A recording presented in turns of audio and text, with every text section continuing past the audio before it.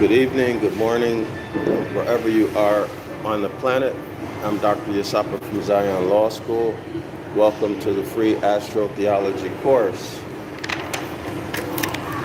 Our textbook is The Gospel and the Zodiac, The Secret Truth About JC, the Christ Figure. The author is Bill Darrell-El. The link to this book is in the description area of the video. It's a free link. The link to the Devil's Pulpit, Ruin of Nations, which has inside of it a book called The Natural Law. Those links are also in the description area of this video. They're also free. And I have links to my classes streaming and live in the description area of the video, and also links to my many Ancient Ibaryath books are in the description area of the video. So page 22 is where we left off. That's where we've been on page 22 for quite a while, quite a few videos. But we're making our way through it. Page 21, 22, and the top part of page 23 has the author's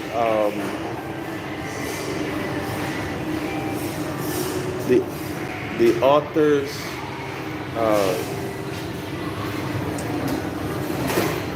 I don't know how to say what I want to say. The author, I guess I should have ate something before I started. The author section off the book of Mark by Zodiac sign. And he gave his rationale, which are the main events and zodiacal keywords in those sections of verses. Okay, and so what we've been doing is checking his work. So let's continue that. We're in Libra. All right, so we are in Libra on page 22. So the Libra section, or the Libra chapter and verse, is Libra chapter, Mark chapter 10. Mark chapter 10, verse 1 through 31. All right. Libra is Mark chapter 10, verse 1 through 31. All right. So 10, verse 1. Remove the 0, you get 11. 11 plus 1 plus 1 is 2.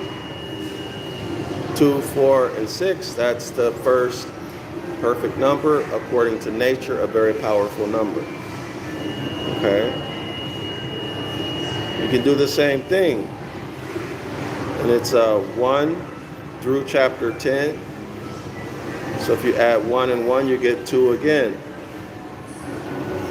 All right. Let me see. Oh, and then also Mark chapter 10, verse 1. That's 2. Right? 1 plus 0 plus 1, that's 2. And then chapter 10, so that's plus 1 again, so that's 3. Am I doing this right? Let me see. 1, 2, 3, 6, and 7. Yeah. So if you add that up, 1 plus 0 plus 1 is 2. Plus 1 is 3, plus 0 is still 3, plus 3 is 6, plus 1 is 7. 7, of course, is cosmic harmony. 7 is cosmic harmony. Is that coincidence, y'all? That Libra, the zodiac sign Libra, is what? Balance. That's harmony. Balance, cosmic harmony, balance. Y'all see that? So I'm becoming more and more convinced, as I don't know anything about the ancient meaning of numbers,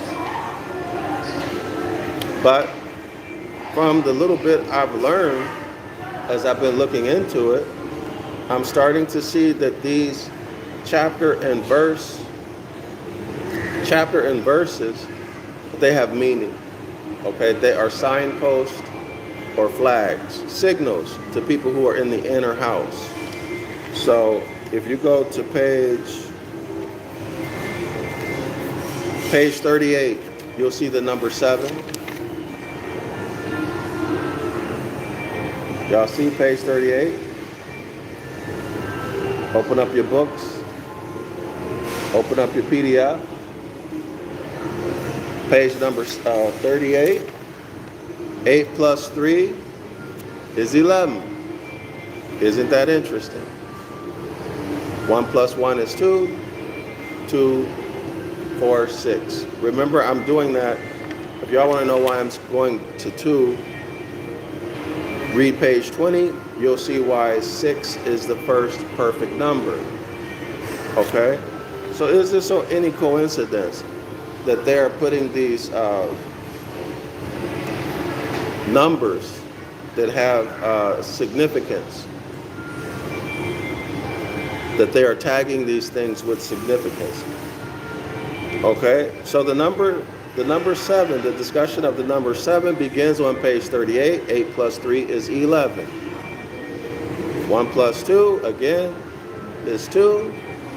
2 is a third of 6. 2, 4, 6. But anyway, y'all can read this on your own. Page 20. Page 38. The sacred number 7, which occurs in nearly 600 biblical passages. There's the number 6 again. Is this coincidence, y'all? The sacred number 7 occurs nearly 600 times in biblical passages. 6 again is the first perfect number according to nature.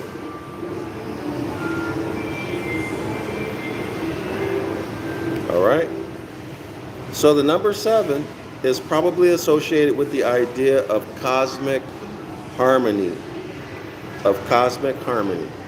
Okay, so if y'all want to read the rest of that, that's on page 38. All right? So there's, to me, that's this and everything else says that this is not a coincidence.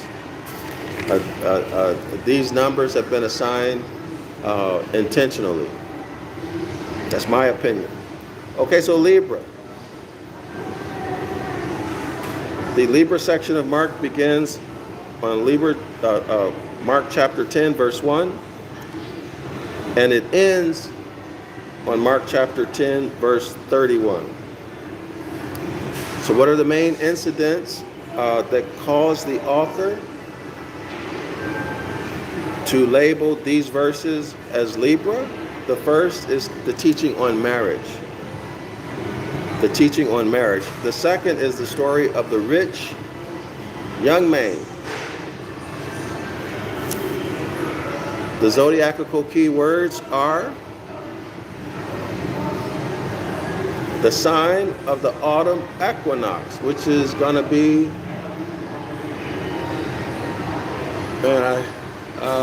is it August 21 or September 21?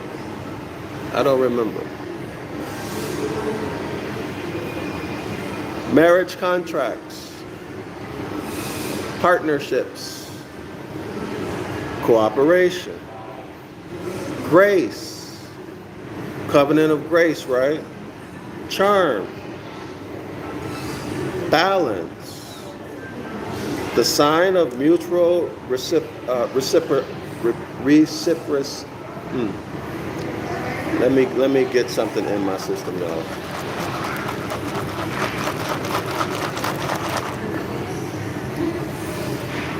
The sign of mutual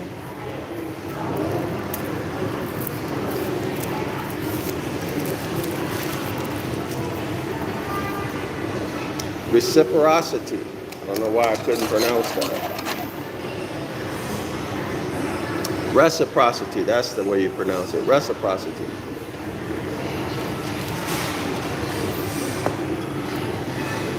The sign of mutual reciprocity, balance, charm, grace, cooperation, partnerships, marriage contracts, and then the sign of the autumn equinox. So we're going to do this, looking for the key words, and then the concepts either directly or indirectly alluded to. Okay? So let's go into Libra. Let's get into Libra. And y'all, let's make it do what it do.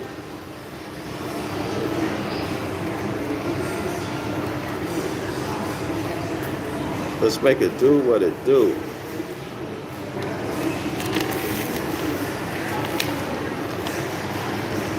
Give me 1 second.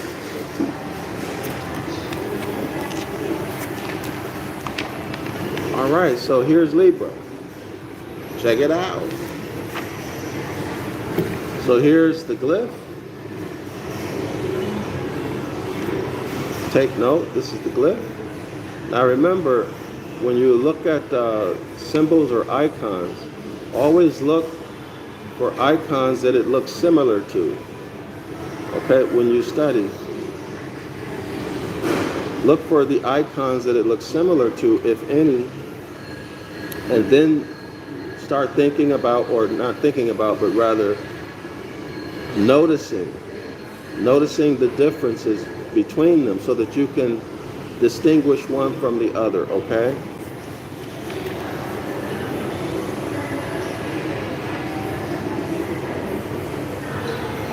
So, if you look at these two look similar, right?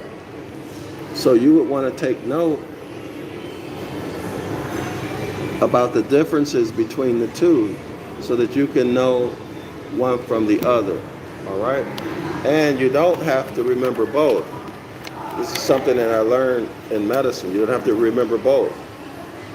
In fact, when I really started learning how to learn and how to learn quickly, and I was very good, I'm not boasting, but I became very good.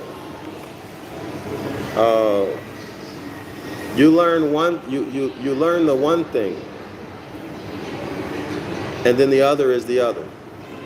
Y'all got it? You learn the one thing, and then the other is the other. Don't learn them both.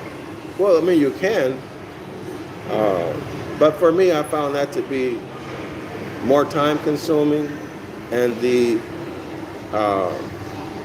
result was not as good as just learning one thing and being able to recognize it at sight.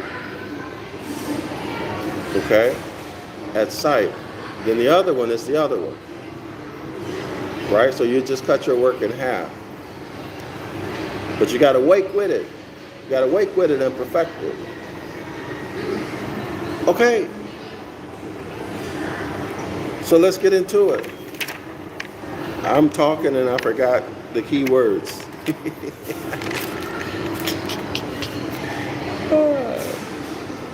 Okay, y'all, I'm going to go through this again because I forgot because I was talking. Okay, so the main incidents are the teaching on marriage. I already have a problem with marriage. And it's not because I don't want to get married. That's not what it is. It's marriage, Roman marriage. That's the problem. Right? This is the New Testament. This supports Rome. It supports Rome, right? And in fact, Paul said, subject yourselves to the superior authorities. Well, guess what happens if you subject yourselves to the superior authorities? Guess what happens? You lose your birthright. Did y'all ever think about that? Subject yourselves to the superior authorities. That's what the New Testament says. Paul. Okay. Well, if you believe that, hold on, y'all. I got to make an adjustment. Give me a second.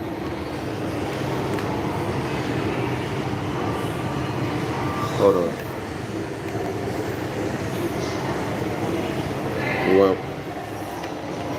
Give me one moment.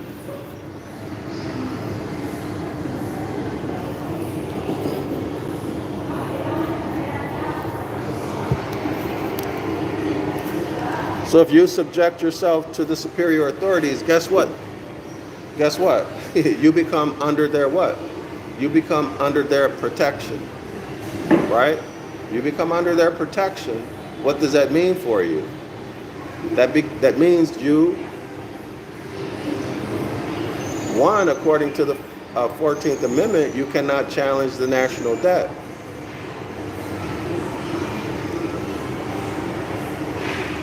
That you're being held responsible for. Which means you cannot challenge jurisdiction. That's the essence of it, right? When you get right down to it. You can't challenge a jurisdiction. What else does it mean? It means that you have volunteered, you have agreed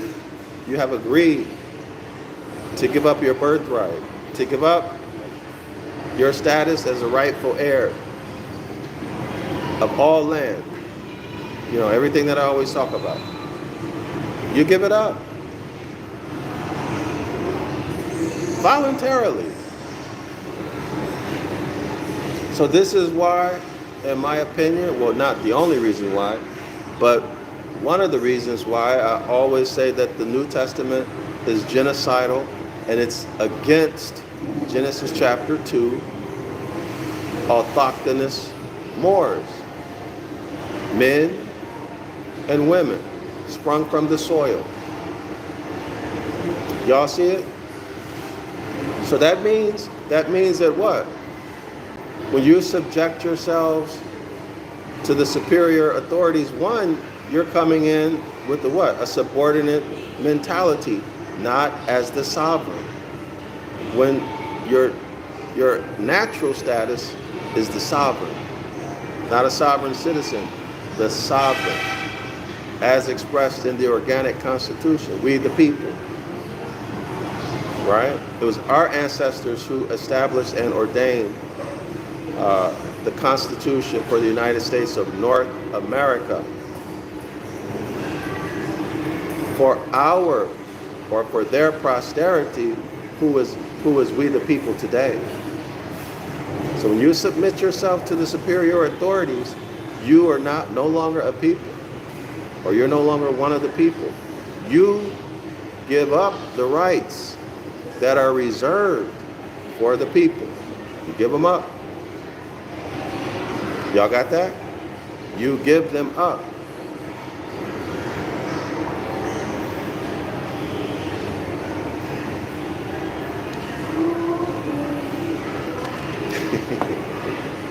This is your New Testament. This is Paul. This is the real Paul. This is your real Christian pastor. Okay?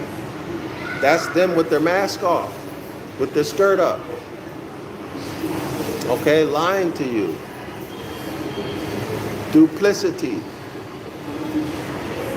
Right? Coming to you as a wolf in sheep's covering. Everybody see that? But anyway, let's get into this because we're going to talk about balance. The teaching on marriage, which requires a marriage license in the Roman system, which again does what? Puts you under the protection of Rome. Okay? It makes you a subject of the dominions, the U.S., the U.S., all right, if you're in North America or anywhere. Okay, it puts you in subject status. That license, that marriage license. We're going to the story of the rich man, so here are the key words. I need to review, y'all. Sorry if I'm being repetitive. You just got to roll with me. Okay. Sign of the autumn equinox, marriage contracts. Y'all see it? That's you, the woman, or the man and the woman, and then Rome, the state. Okay? Partnerships will involve the state. You, your partner, and the state. Cooperation, grace, charm, balance, and the sign of mutual reciprocity. Okay, so now I got it fresh. I'm ready to go. We're going to start on page 144. So give me a minute, let me scan. Oh, the author opens right up. Very first sentence. We see autumn equinox.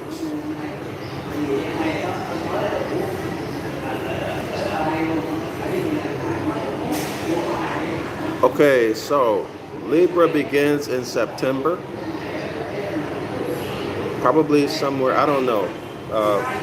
But the autumn equinox is somewhere around, I think it's September 21, September 19, 21, something like that. I may be wrong, but y'all check it. The entry of the sun, the disk or orb in the sky, into Libra makes the autumn equinox in the northern hemisphere. Keep that in mind, northern hemisphere. When day and night are equal once again. Remember that religion, all of them, all religion, use as their template the Zodiac or Cosmology. So what's the deal or what's the story about cosmology? Well, the sun travels around its path, the Maserat, the Zodiac. Okay, it makes a full cycle once a year. Y'all roll with me. It enters into each constellation, exits it in 1 year, and then it starts back to number one. In the modern zodiacal system, it begins with Aries. We, as Moors, have already demonstrated, shown that we need to correct that. Our ancestors began the zodiacal year with Virgo. That's the covenant of grace. Aries is the covenant of work. Follow with me, y'all. Follow with me. So what's happening here as the sun makes its trek through the path or through the Maserat, through that circle? What's happening? Well, in the spring, the sun, let's say the vernal equinox, the spring equinox, there are 12 hours of daylight and 12 hours of night. Okay? 12 hours of daylight, 12 hours of night. The sun's coming up. There's a blue mist in the sky, right? There's a blue mist. The sun's coming up. The sun is rising. 12 hours of day, 12 hours of night. Autumn equinox, 12 hours of day, 12 hours of night. The sun is falling. There's a red color in the sky as the sun falls, right? Distinguishing sunrise from sunset. This concrete natural phenomena where you have equal hours of daylight and equal hours of night, equal hours of day and equal hours of night, occurs twice a year on the equinoxes, on the equator, which is 0 degrees. Okay? And it occurs once a year in the north, which is the Tropic of Cancer, and once a year in the south, which is the Tropic of Capricorn. Okay? Tropic of Cancer is 23.5 or thereabout, depending on who you read. Tropic of Capricorn is negative 23.5 or thereabout, depending on who you read. This is where our concept of justice comes from. 12 hours of daylight and 12 hours of nighttime. That's equal justice. Y'all see it? Justice is an abstract. It's an abstract term. abstract concept. We Moors are a what? Are a concrete people. Everything is based off of our senses. This is our world paradigm. I talk about this in the one-on-one Ancient Ibaryath course. Okay? I go into this in the Ancient Ibaryath course. This is extremely significant, although simple. Extremely significant, although simple. Okay? But you should know that these concepts in law have a origin in nature, although they may be communicated in the abstract, as I've just demonstrated. So if 12 hours of daylight and 12 hours of night is where the concept of justice comes from, equal number of day and nighttime hours, where does the concept of injustice or sin come from, or inequity? It comes from every other point, every other position, except for the Tropic of Cancer and Capricorn. Every other point on that, there is an unequal number. Hey, Adrena, how you doing? Greetings of peace and blessings. Shalom, brother Yasapa. This is an excellent topic. Continued blessings, peace. I appreciate that so much. That means a lot coming from you. Really, really does. Adrena is someone I reached out for, y'all. I don't remember how long ago it was, but I reached out to her to help me learn about astrology, so on and so forth. So that's how we have, that's how we came into contact with each other, y'all. Okay, so thank you so much, Adrena. I really, really appreciate that. Okay, y'all, so where do we start? Let's start at December 21, which is the winter solstice. The winter solstice, December 21. That's when the sun is at its lowest point in the southern sky.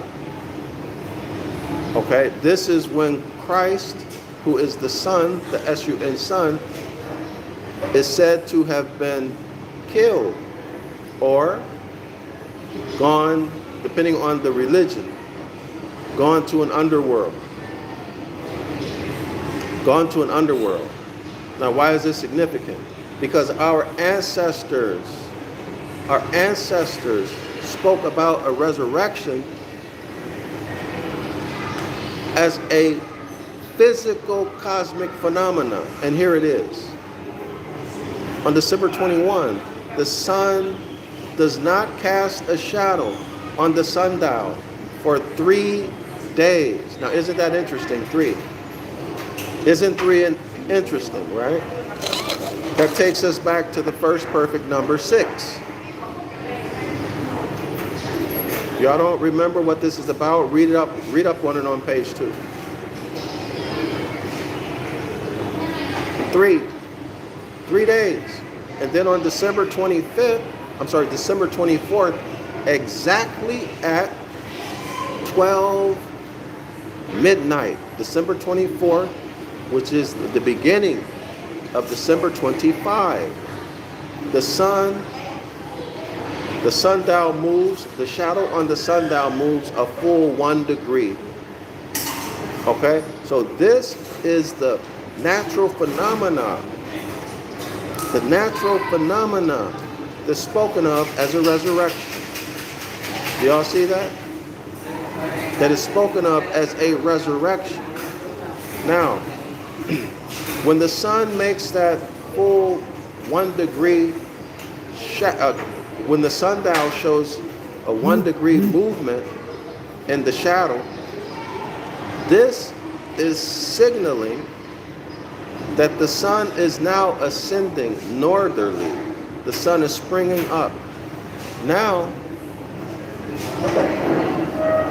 Christ is said to have been resurrected or born again. This is where the concept of born again comes from. Y'all see that? Straight out of nature.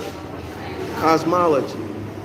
Now the sun is springing up. As the sun springs up, what's happening? Now the number of nighttime hours begins to reduce and the number of daylight hours begins to increase.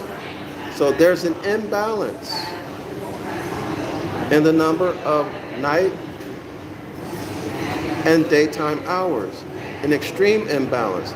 This would be your gross sin, fornication, adultery. Y'all see it? This is the gross sin, having its origin in cosmology. All right? As the sun begins to, or continues to spring north or spring up, we get to what? Spring.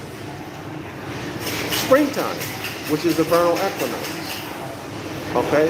The vernal equinox. Now what's happening at the vernal equinox? Again, we get balance. 12 hours a day, 12 hours of night. That's justice. That is righteousness. So righteousness has a cosmic origin.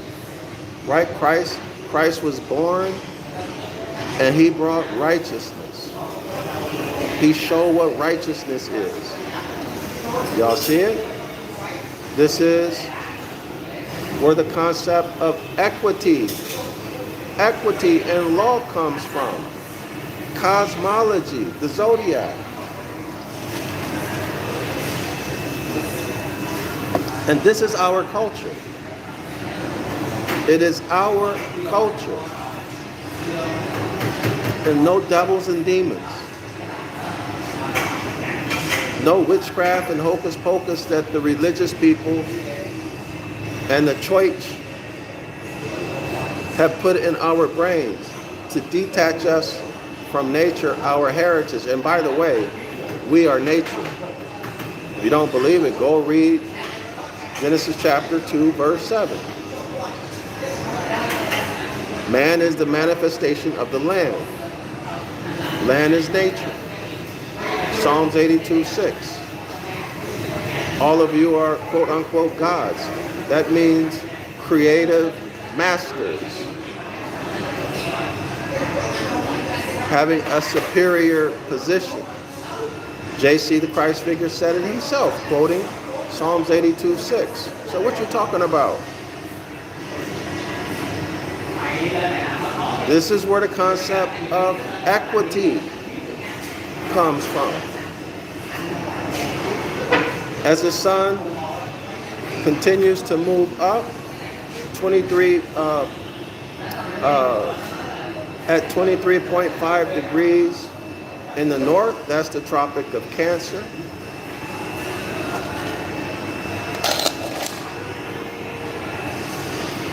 Now we're heading into summer, okay? And the number of daylight hours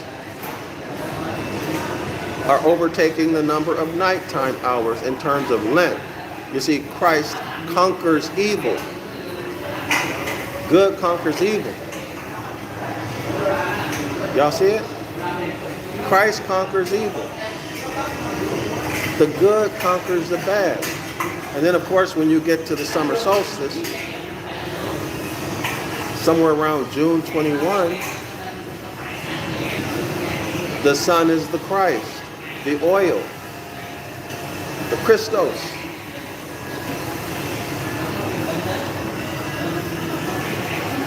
Christ is king, right? The Lion of the tribe of Judah. If you move one more month forward, that's when the Christ is raging. He's a raging lion. That's the time of the year when the sun is what? Most intense. Okay, so what is this telling us? See, there's an intense pursuit of justice, right? There's an unwavering pursuit of justice. All of it cosmic. All of these abstract concepts. The pursuit of justice. All of these things. All of it having its origin in physical cosmological phenomena as we observe it on Earth. Okay? And so we see balance. We see justice at the vernal or spring equinox and at the fall or autumn equinox. We see balance. Okay? Hence the balanced scales. Our ancestors represented. Y'all ever think about that? One scale is the vernal equinox. One scale is the autumn equinox. They're balanced. Or one scale has on it daylight. The other scale has on it night. Daylight hours, nighttime hours, if you could measure them. And they're balanced. Okay? That's justice. Equal justice. That's where we get that from. We see that in the Treaty of Peace and Friendship between the Moroccan Empire and the United States of North America. I believe it's Article 20 or 20. If any more should it's either Article 6, 20, or 21. We see equal justice. The law, yeah, it's the article about if any more should kill or wound a U.S. citizen, right? Or vice versa, right? Then the law of the jurisdiction shall take place and equal justice shall be applied. Y'all see this in the treaty? You also see what? The equal powers between each of the offices or each of the I don't know why I'm at a loss for words. The offices, the executive office, the legislative office, and the judicial office. They all have equal power. Okay? Equal power. Why? Because it balances them out. Cosmic balance. Cosmic harmony. Y'all see how all of this works? Everybody see it? Let me look at, I think we need to go through and make sure I'm not missing anything. Okay, so grace, of course.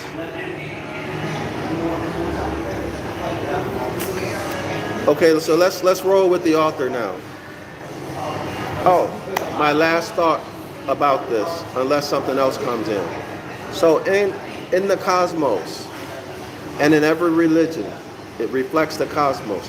There's a constant battle between light and darkness, ignorance, intelligence, mastery of natural law, and using that mastery of natural law to exercise mastery over nature. And then there's ignorance. Right? So the mastery of natural phenomena and the mastery over nature, which is light, versus ignorance. Okay? The constant battle between light and darkness. The constant battle between honor and dishonor. Higher self and lower self. All cosmic. All astrological. It's where it comes from. Okay? So you either act honorably in the higher self, or you act dishonorably in the lower self, and your dishonorable behavior corrupts the blood of the contract. Meaning, as you'll see it in the law books, you've lost your inheritance due to a corruption of blood. You've lost your inheritance due to a corruption of blood, or due to the corruption of the blood. Y'all see that? In other words, you have disgraced your family. You've disgraced your family. by committing whatever it was that you did that broke natural law. Like, let me specify. By chasing after these foreign deities. I don't know if I ever mentioned this to y'all, but let me make a correlation for y'all. Noble Drew Ali said these words. I'm a paraphrase. He said, "Stop chasing after the foreign gods of Europe, who you don't know anything about, and who've never meant you any harm, who's never meant you any good." Okay? Y'all know that what he's talking about right there, and this is my opinion, because I haven't studied up under the Moors, so I would need to get a Moor to confirm this for me, somebody who studied up under them. He's talking about Exodus chapter 20, verse 1 through 3. Don't bring another power before my face. Don't worship external deities. Why? Because you are your own savior. And when you start reaching out to somebody other than yourself to save you, well, guess what? That's dishonorable behavior. You're dishonoring your ancestors.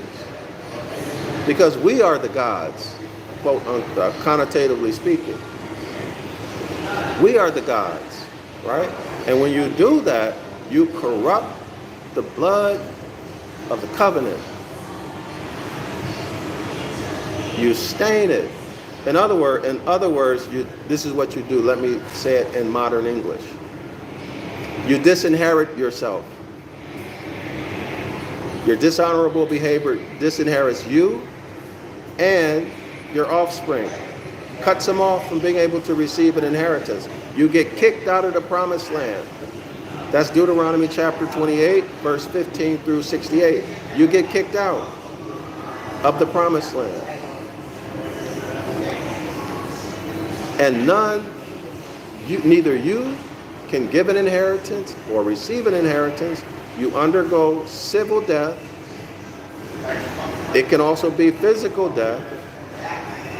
And all of the pains and torments that any foreigner from another nation wants to inflict upon you, as Noble Drew Ali said. This is what he was talking about. The curses. And the Ten Commandments, if you want to look at it that way.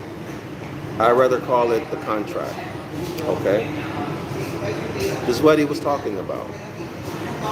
All right? So when you go worshiping these foreign deities, you get from nature an attainder. You get kicked out, can no longer inherit. Neither you nor your offspring. Bye, goodbye, out.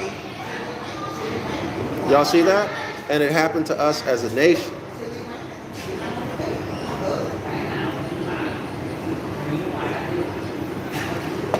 So in other words,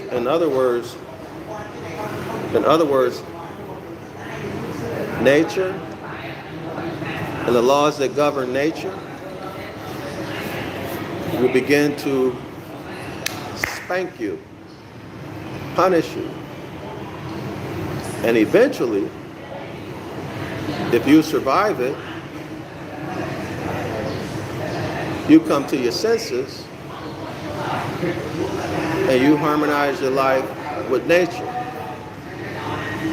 Hopefully you will escape, abandon religion, its practice, and everything associated with it. Its music.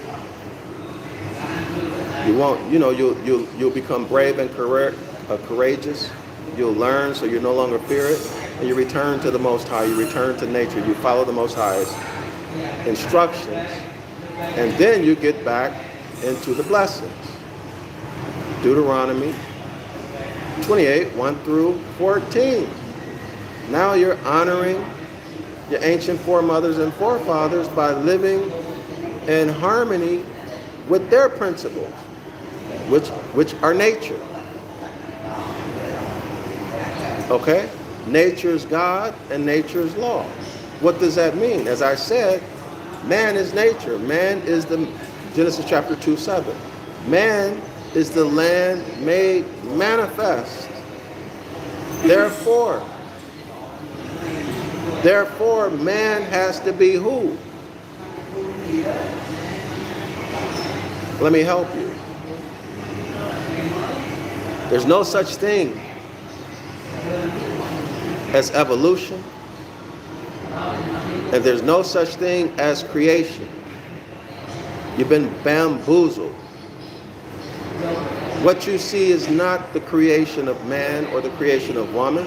What you see is the ongoing or the continuation of the generations of man and woman and animal and bacteria and fungus and protozoa.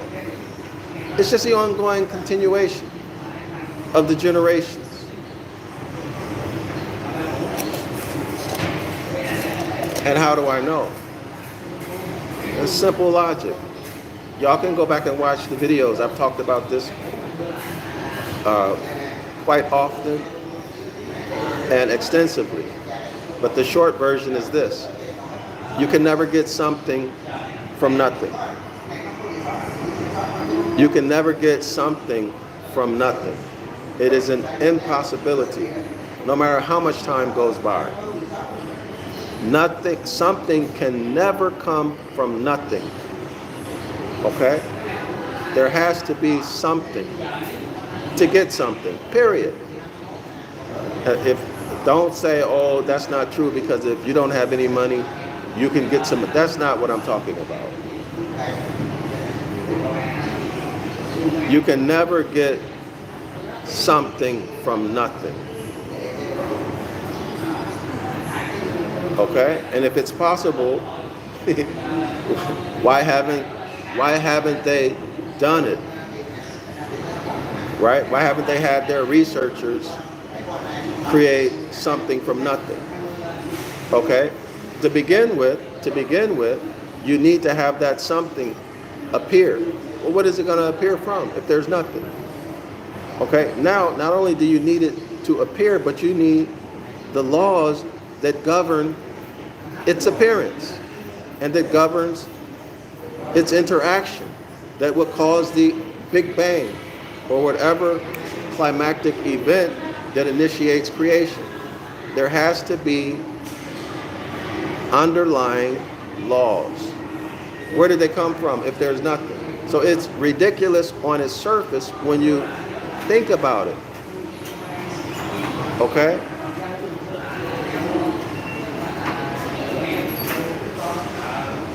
So what am I trying to say here? There's no creation, there's no evolution. You'll see this when you read Genesis chapter 1 and 2. Although Genesis chapter 1 is an insert, but it's still reflected there. Okay? So there never was a time when man was not, which is consistent with the laws of thermodynamics. Energy cannot be created or destroyed. It can only be transformed. Consciousness, energy is consciousness. There is intelligence. Okay? Consciousness is awareness. If you're aware, you have to be intelligent. Right? And there is intention. There is an intention, right? So there never was a time when man was not.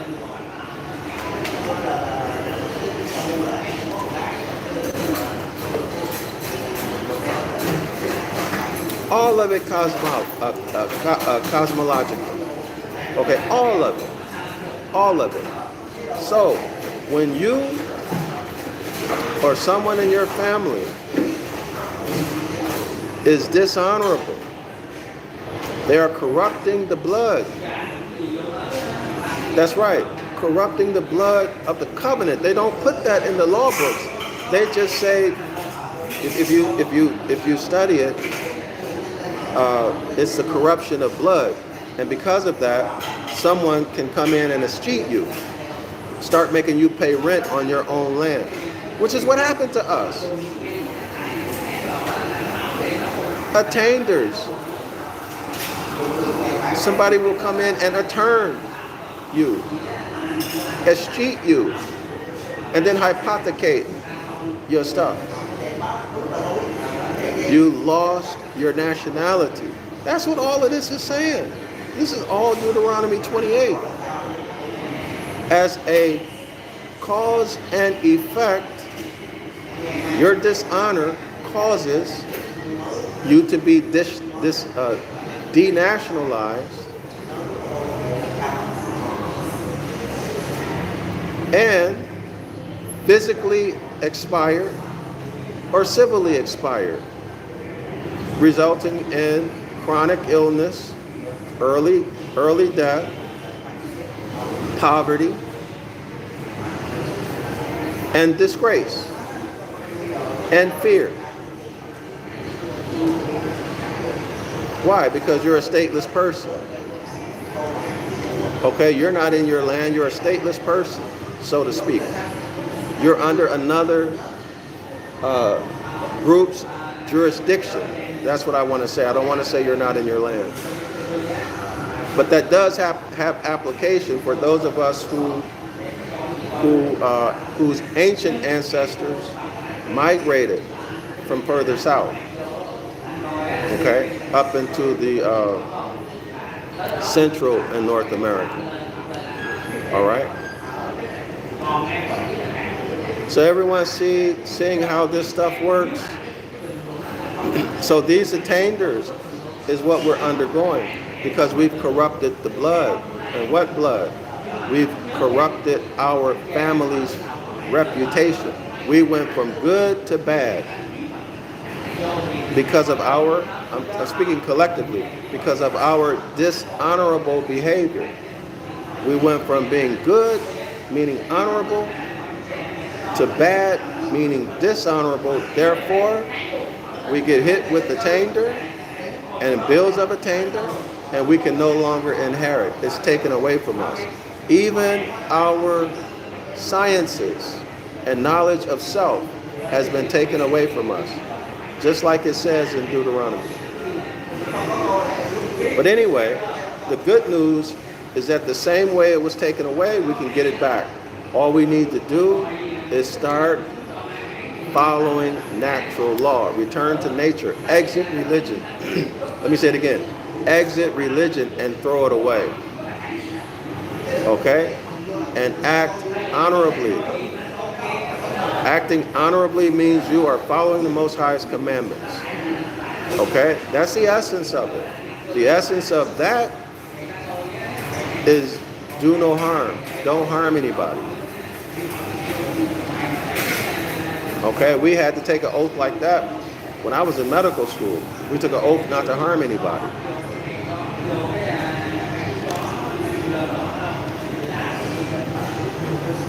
Very simple, very easy. Okay, do no harm. That's all we have to do. Okay, sometimes you might have to take a loss, but it's better to take that loss than to put yourself in a dishonorable situation because you know what's happening. Okay, your behavior can sully your whole bloodline. Right? Yours plus somebody else's plus somebody else's. Everybody is dishonorable.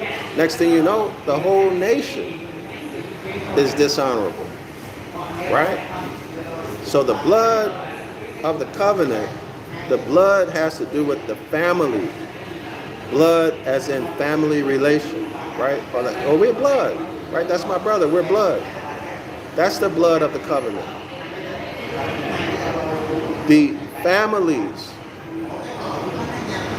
of the covenant, the nation, okay, has been stained. The behavior is dishonorable. Okay, I think I've expressed that enough. Let's continue.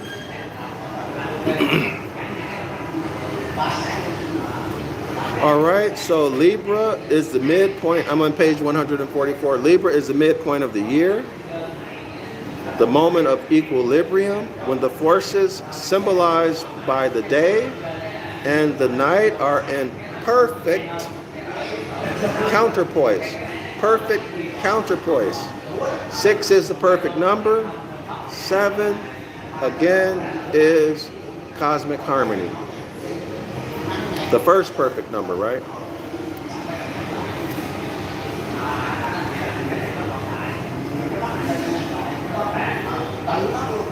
So there's another point that's worth mentioning.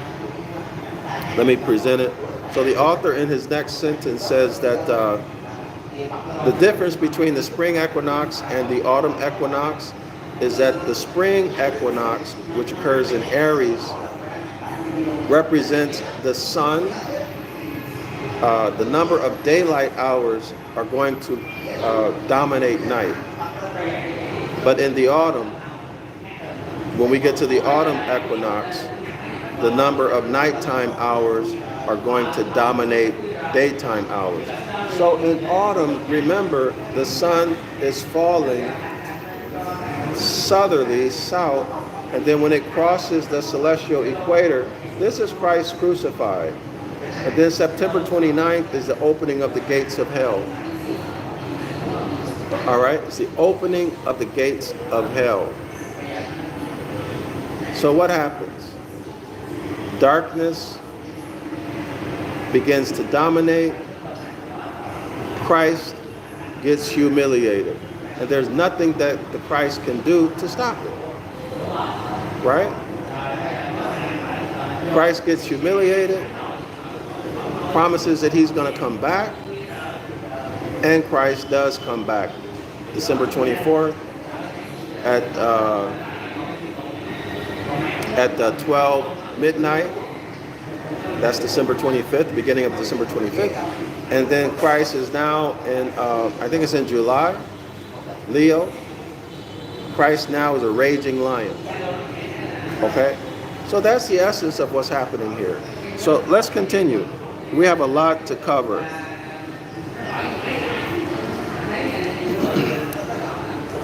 Okay, so the author mentions it in the next paragraph.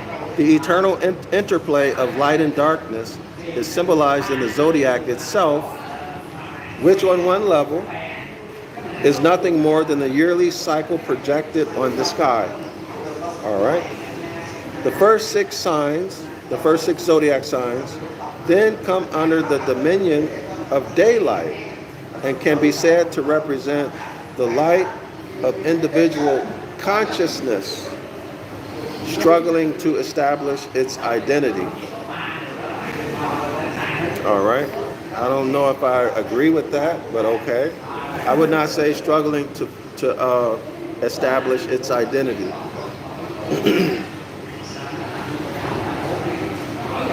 But I don't know why he said that. But anyway, I don't want to get into it. I want to move forward.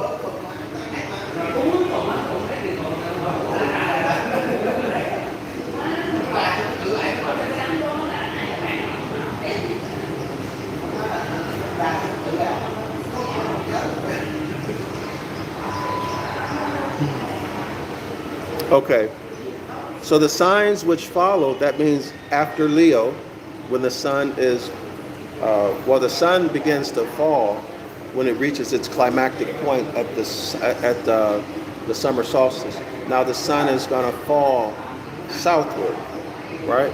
So that's what we're talking about. The next 6 signs. The signs which follow,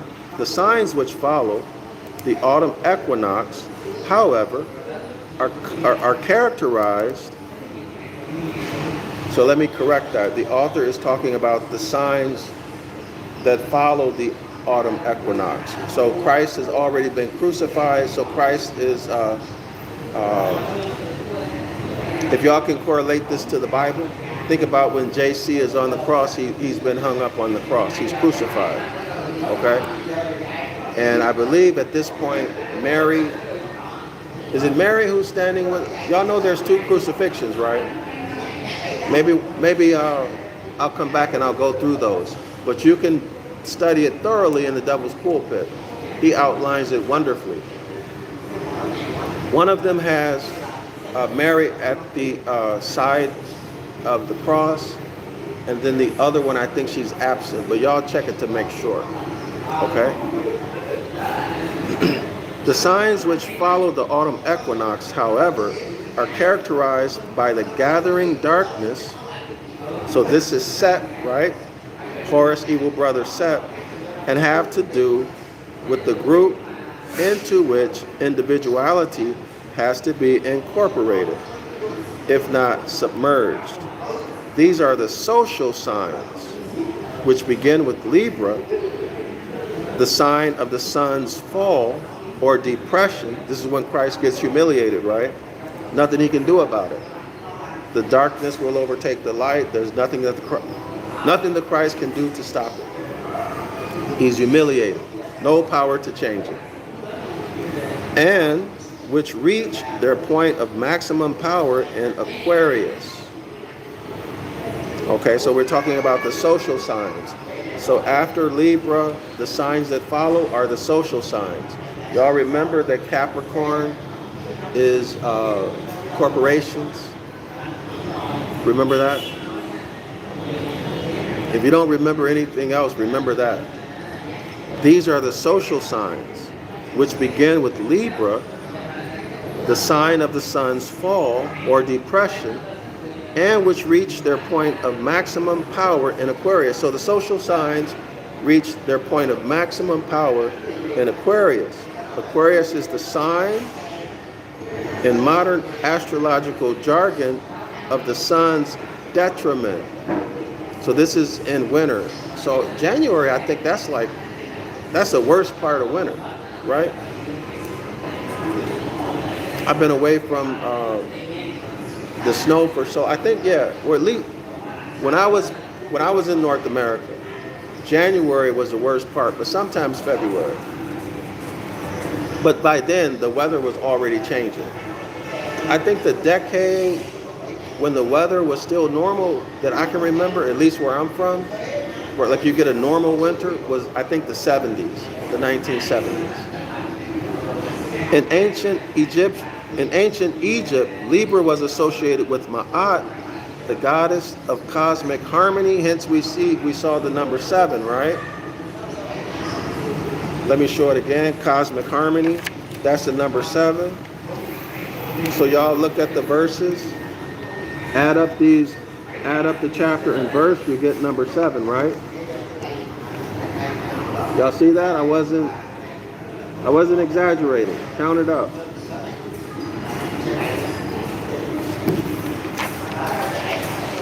One plus 0 is 1, plus 1 is 2, plus 1 is 3, plus 0 is 3, plus 3 is 6, plus 1 is 7 for Libra. Cosmic harmony, which is balance. Equal number of days, equal number of nighttime hours. Y'all see that? Justice, equality, equity, being free from sin. Y'all see that? All right.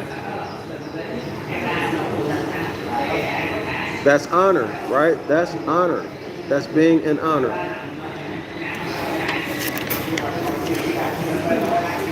Whew. All right. So in ancient Egypt, Libra was associated with Ma'at, the goddess of cosmic harmony and justice, whose special task was to weigh the hearts of the dead on the scales of justice, balanced against an ostrich feather, and she is usually depicted with a feather in her headdress. Those who failed her test were heavy-hearted. Those who passed were light-hearted. Now, I'm curious. Does this apply only to physical death? Or does it apply to civil death too?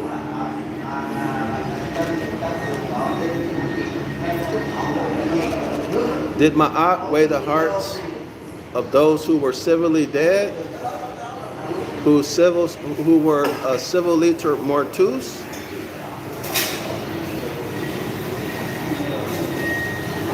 Is heavy-hearted a synonym for dishonor? Those who failed her test were heavy-hearted. Those who failed her test were dishonorable.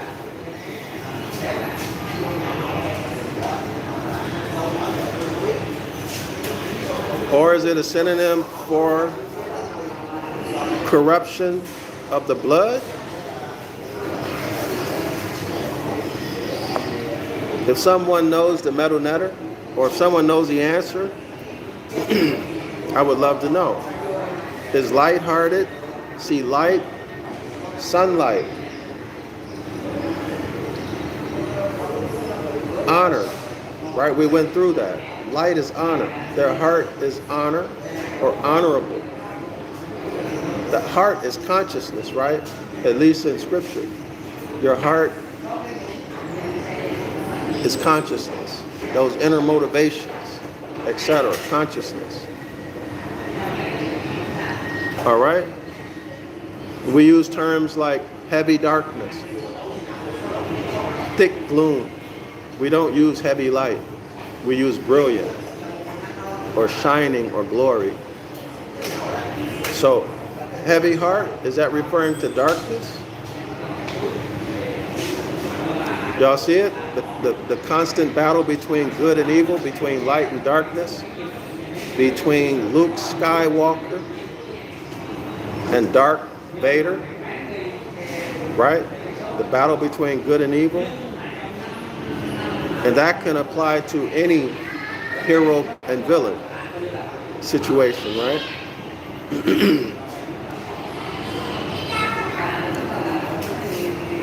So let's continue scanning.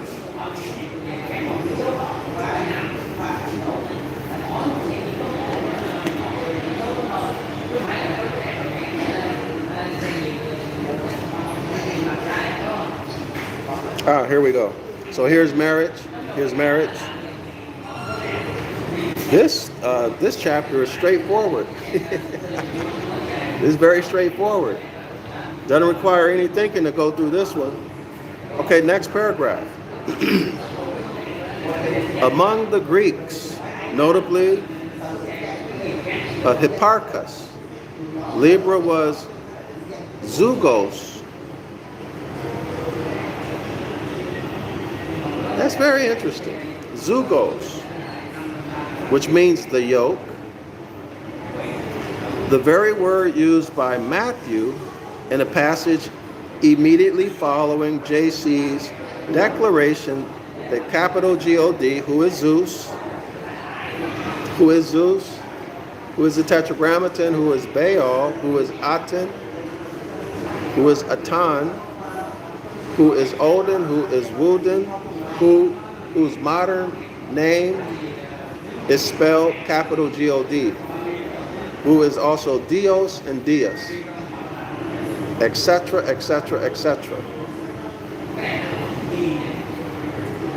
Immediately following JC's declaration that capital God has revealed the secrets of the kingdom to infants. Okay? So remember, children, they don't know no better. They're innocent. Easily fooled.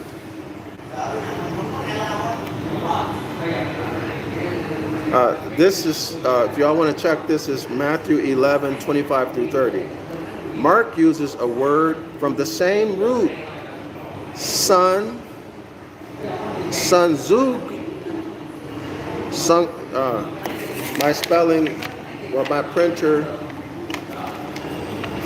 I don't know how y'all's print it, but look at my finger. Here's the word. It's too smudgy. It's too smudgy. It looks like Sun Zug Mami. I'm not sure, but y'all see it right here. Here's the word. Take a look. This is the root word. So when you hear root, what concept are we dealing with? Etymology. Okay? Root words, that's etymology. Mark uses a word from the same root, Sun Zug Mani, when he writes, quote, what capital G-O-D has joined together, or what capital G-O-D has yoked together, let no man separate. Mark chapter 10, verse 9. So this is the marriage contract. Roro Armani writes, when the heart is light as a feather, there is balance. Okay, so the balance, thank you, Roro. So the balance has reference to the equinoxes. Okay? All right. It is as light as a feather, that's balance. So that's the equinoxes, vernal equinox and autumn equinox. Okay, balance, 12 hours of day, 12 hours of night. Okay? So light, if it's lighthearted, remember that's the sunshine, the light is increasing, is intensifying. The days are getting longer. Clear? Okay? If it's dark or heavy, that puts us where? In autumn. Okay? So I think the author, Libra begins the social zodiac signs. Let me go back through it again. The signs which, I'm on page 145.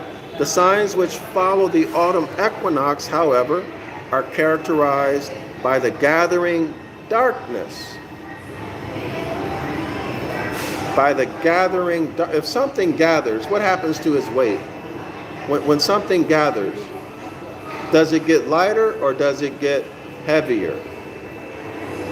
The gathering darkness, the heavy heart, the dark heart, the gathering darkness, and have to do with the group in which individuality has to be incorporated. I wonder why I use the word incorporated. Right? Y'all see the connection, corporations? If not submerged, the group into which individuality has to be incorporated, if not submerged.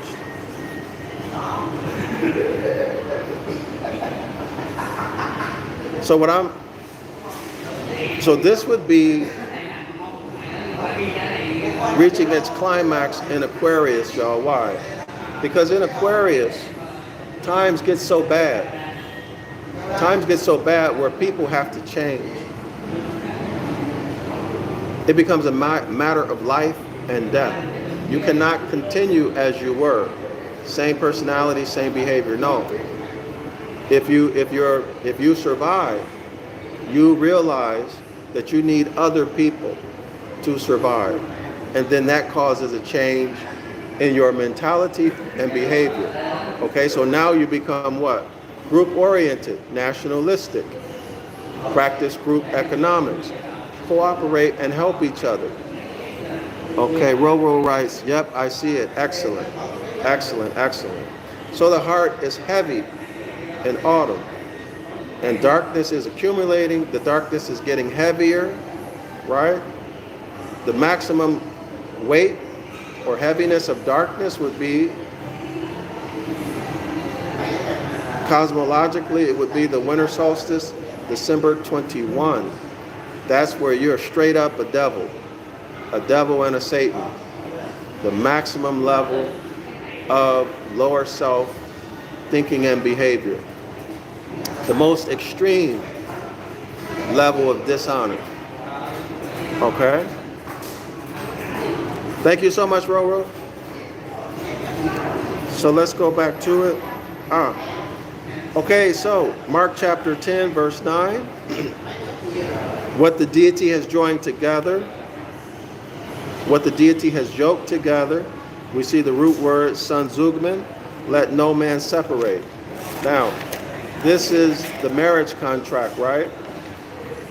This is the marriage contract. This is a bottomry instrument.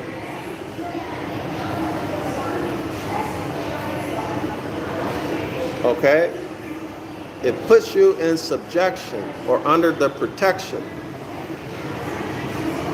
of the Han Uman, the Roman Catholic Church, the Dogon, all of that stuff that I usually talk about.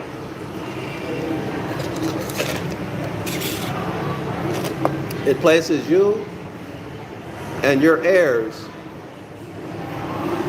under their ownership in their jurisdiction.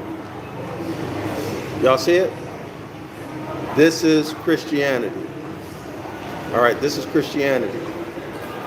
Because remember, unum sanctum, the Pope, the Catholic Church, made a claim that the Pope is the representative of JC, the Christ figure, on earth, and therefore he has the right to own, manage, however he wants, all of the resources and everything moving on the surface of the earth. Make your correlation to Genesis chapter 1. The Han Uman created creature by the Elohim. Remember the 12 feminine Moors and the Yaqub figure? Okay? The hybrid, troglodyte, Paleolithic, inward. Okay? The Neanderthal. Okay? So make your correlation so that you understand this. How this, because remember, this is the Judeo-Christian legal system. Judeo-Christian legal system. So you can be sure that the concepts that they get come out of the Bible. Therefore, they come straight out of nature. All right? So if you understand these concepts, when you look at any paperwork, you'll understand the concepts involved in them more easily. Okay? And then you can use that information to enforce your birthrights. All right? But not only to enforce, but to know who you are and not punk out, not get scared when it's time to be courageous, okay? Or when it's just time to be yourself, okay? Period. All right. So let's continue. That same level of faith y'all have in your religion, you can have that same level of trust, not faith, that same level of trust in yourself, right? In yourself. Because you are the Christ. But you're also the devil. But you're also the devil when you are dishonorable, right? Okay, so now let's continue. Marriage contracts. So I'm going back to page 22. So you have marriage contracts. We still need to look for the story of the rich man, partnerships, cooperation, grace. Well, grace, that's the autumn equinox, right? The harvest. But they may have something else to say about it. Charm, we dealt with balance. The sign of mutual reciprocity. I don't know if he's talking about the vernal and the autumn equinox or something else. So let's continue. Let's continue making it do what it do. So give me one moment, y'all.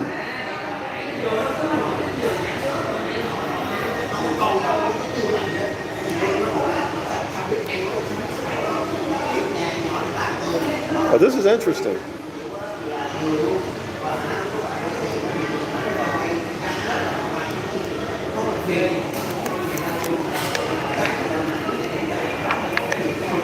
So take a look at the glyph. Take a look at the glyph, which is here.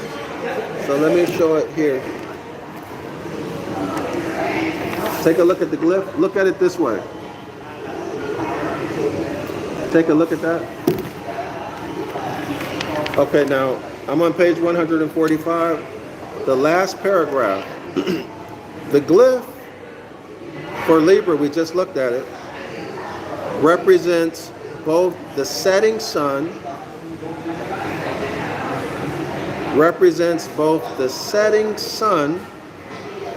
and the crossbeam of a pair of scales.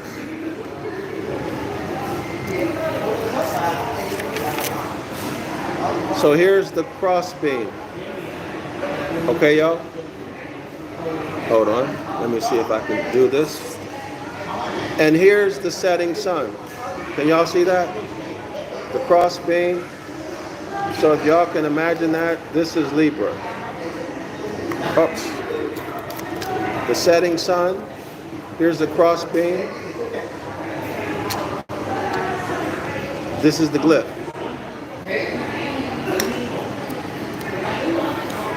The glyph represents both the setting sun and the crossbeam of a pair of scales. Y'all see that? The crossbeam of a pair of scales. Here's your crossbeam. Here's the vernal equinox, if you will, and the autumn equinox, if you will. So here are the scales, the balance. And then the sun in the middle. Okay? So they simplified it. You don't need the scales because this line is horizontal. It's not tilted. Either way, right? So because it's balanced, it's horizontal. This is justice, inequity, sinless, right? Equity. Now this is sin. Okay? All of this is sin. All of this is injustice, inequity, unrighteousness, right? All of this. And we get back here, now we have equal justice for all again. Equity, harmony, balance. Y'all see it? Number 7, cosmic harmony. All right. So in other words, remember 12 hours of day, light, 12 hours of night. 12 hours of day, 12 hours of night. Now, the sun is ascending. Okay? So let's look at it this way. So the light is overtaking night. Summer solstice. Now the sun is falling south. Y'all see what I mean? All right, and now the autumn equinox. And then this is Satan the devil. Okay, now the sun will be in the ground, or Christ will be in hell 3 days. And now the sun begins to move northward up. It's springing north. You see? So light is starting to overtake the day. Christ and righteousness is prevailing. All right.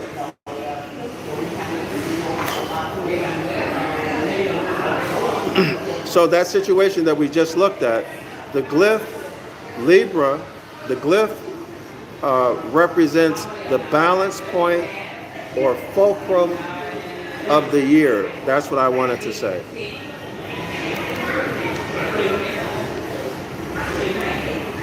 All right, so balance is justice, is law, that's paying of debts. Okay, so what is this, y'all? So when y'all hear me say shalawama, this is what I'm talking about. Justice. You get justice. All debts due to you, owed to you, will be paid. So shalawama is the vernal or spring and autumn equinox. That's shalawama. All right, that's shalawama. Okay, all debts paid. You're back in the blessings. You get justice. Right? That's Shalawama. Okay? Summer solstice would be what? I, self, law, and master. Right? This is the Christ. I, self, law, and master. Summer solstice. And this is the devil. Right?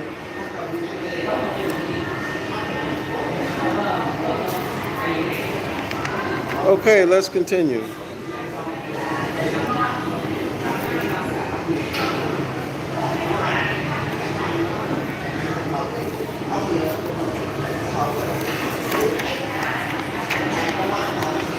Take a look at this image here. Y'all can do what you want with it.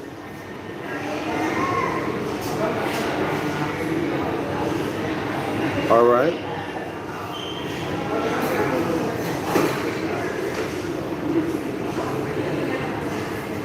You see the balance scales in one hand, but do you see the sword?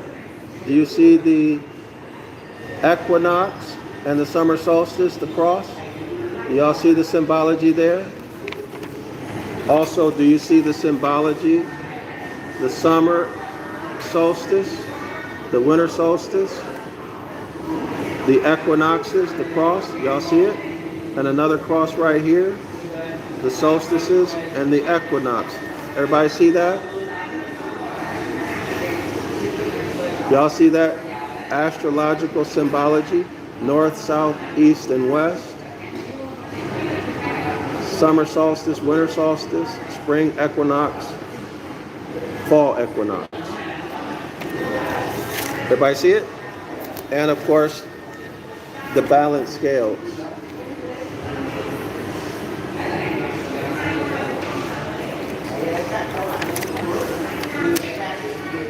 Oh boy. So the Knights Templar are responsible or have the authority over law and finance. You'll get that in the Devil's Pulpit, so go read that.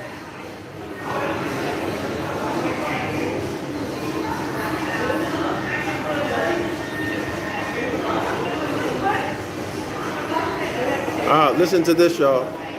Page 146, almost halfway down the paragraph, the author writes, Aries represents consciousness or consciousness of self. Libra symbolizes, quote unquote, the other,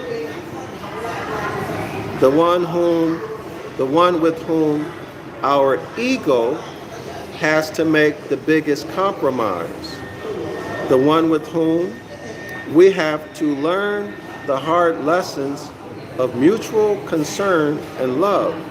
Mayo considers that Libra symbolizes the quote unquote, the primitive urge for unity and relatedness with others, and the need to conform to an ideal pattern of community life. Mayo, 1964, page 49.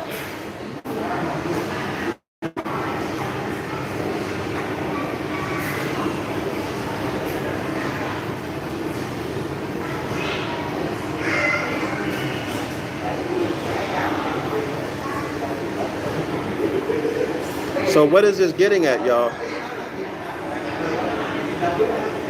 Let me read a little further so it's clear. The spiritual lesson of Libra involves our willingness to move from isolation, meaning singleness, into participation, meaning a marriage, a partnership, a business partnership, right? A movement symbolized by marriage, but not restricted to it. So Libra represents our movement into relationships with other people, various types of relationship, marriage, business partnerships, etc., etc., etc. Such primary, not secondary, primary unions are microcosms of the greater unity and harmony of the ideal society in which the Libra principle of justice operates to guarantee equity, fairness, and balance. So equity and fairness, right? Two concepts in law. In all areas of communal life. So let me move back up. I have something in mind, but I'm thinking about it before I share it.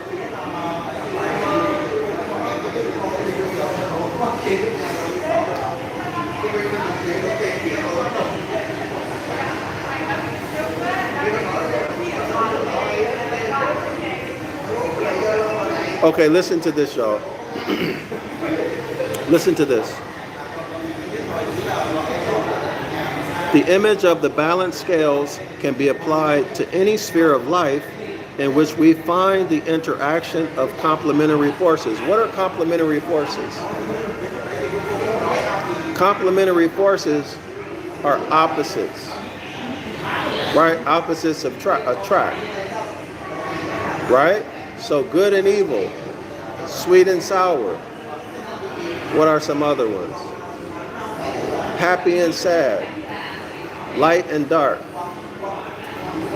male and female, loud and silent. What natural law principle is this? Scholars, which natural law, which Hermetic principle or law is this? It's the law of polarities. Law of polarity. Right? Dealing with things that have the same nature, but vary only or differ only in degree. Love and hate. It's the same nature, but differs only in degree. In fact, love can become hate, and hate can become love. Right? Courage and cowardice.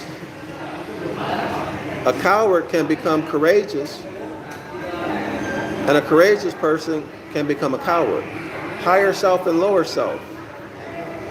See, same nature. Only difference is the degree.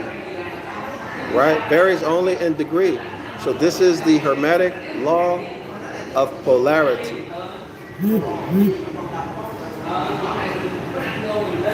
Okay? So the image of the balanced scales of Libra can be applied to any sphere of life in which we find the interaction of complementary forces. So what's another example, y'all? Right there, right here. What's another example? Hold on. The covenant of work in the spring, the covenant of work in the spring, and the covenant of grace in the fall. Spring equinox, covenant of work, toil. Right? Ain't no fun. You gotta work hard. And then the covenant of grace, party time. Everything's set out. What principle or law is this? This is the Hermetic law of polarity. Right? Differs only in degree, where the sun is. They're opposites, right? Opposites. Work and permanent vacation, living it up. Rich and wealthy, not because of work you did, but rich and wealthy by birthright, from inheritance. Work and toil because you ain't got no inheritance. You're in dishonor. Religion. Everybody see it? All right. So the natural law or the Hermetic law of polarity. Principle among which is the relationship between male and female in marriage. So we see that the relationship between a man and a woman involves the law of polarity. Y'all see how we can use this now? So if you have polarity, automatically, boom, you do what? You find the vibration, and then you polarize wherever you want to be at on that line, right? And then you use the law of rhythm to polarize at that point. Okay? And that would involve also what? The law of mental gender. And of course, cause and effect is going to be involved in that also. Everybody see how this works? Okay, so let's continue.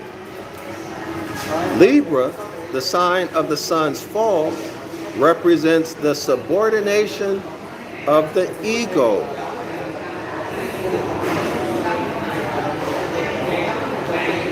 The sign of the sun's fall represents the subordination of ego to another.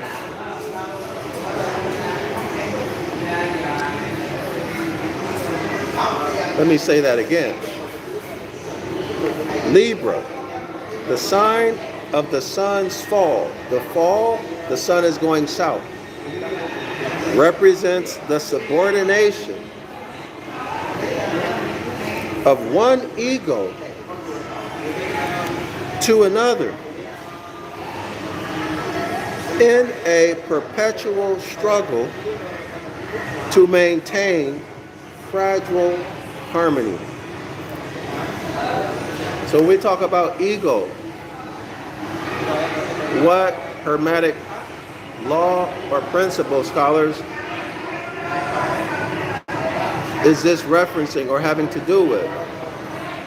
That's right. It is the Hermetic principle of mental gender. Mental gender.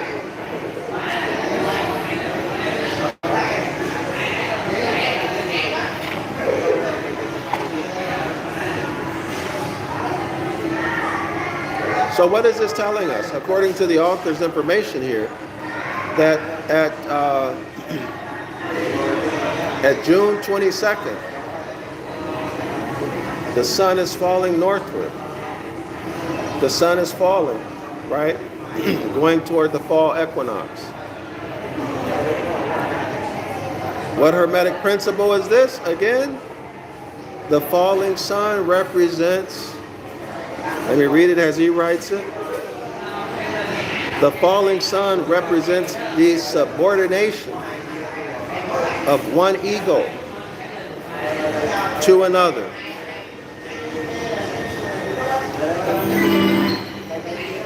The subordination of one ego to another.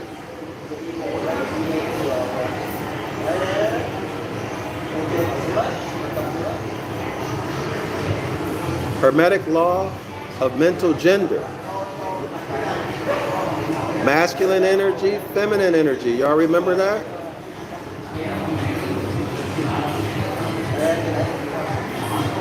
Masculine energy exists outside of your body. It is consciousness. It is your I. That's the I. Okay? That's the I am. I exist. I be. Your self-image, your likes, your dislikes, your moods, emotional swings. That's what? That's your feminine energy. That's your mental feminine energy.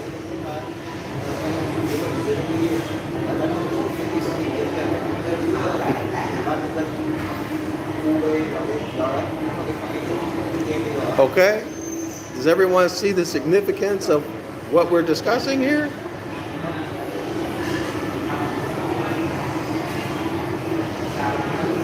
Okay? The author is saying, the falling sun, this is Libra, right? He's talking about Libra, the sign the sign of the sun's fall represents the subordination of one ego to another. Well, you got trouble, y'all, if you subordinate your ego to another. That's the mechanism of our problem right now. This is a psychic attack, right? Remember, we discussed in previous videos how someone can use mental energy, their masculine mental energy, which is stronger than yours, because remember, the I am has to do with what? Knowing who you are, your ancestry, right? Your law language, your jurisdiction, your birthright. What law do you follow? Are you living out the laws of your ancient foremothers and forefathers? Are you in harmony or not? Right? Do you have, at a lesser level, what are your goals in life? Are they clear? You have a plan for life? Every time I discuss this, my connection goes out. Like every 5 or 10 seconds, I get a message that my connection is gone. I don't know if the stream is being broken or not. But anyway, I'll keep going. Okay, y'all? So, it appears to me that based upon what the author is saying, that Libra at this point has strong mental gender, or might be governed by mental gender. I need to think about it, but I definitely see mental gender here in Libra based upon what this author is telling us. Right? But my suggestion to you is to never let anyone, I don't care who they are, never let their masculine energy dominate yours. I'm talking about mental, masculine mental energy. Okay? Because then they can dominate you. If you want to work in harmony with your consort, okay, y'all do that together. But especially a man should not let anybody, another man or a woman, dominate him mentally. Okay? So I have a problem with what the author is saying here, because it's suggestive, and suggestion is hypnosis. Make it clear, suggestion is hypnosis. What he's suggesting here is that you subordinate your will to the will of the church. Okay? To the will of the church, and follow the church. Although he does not say the church. But he's presenting this as though there's some type of honor in letting someone else exercise control of your masculine mental energy.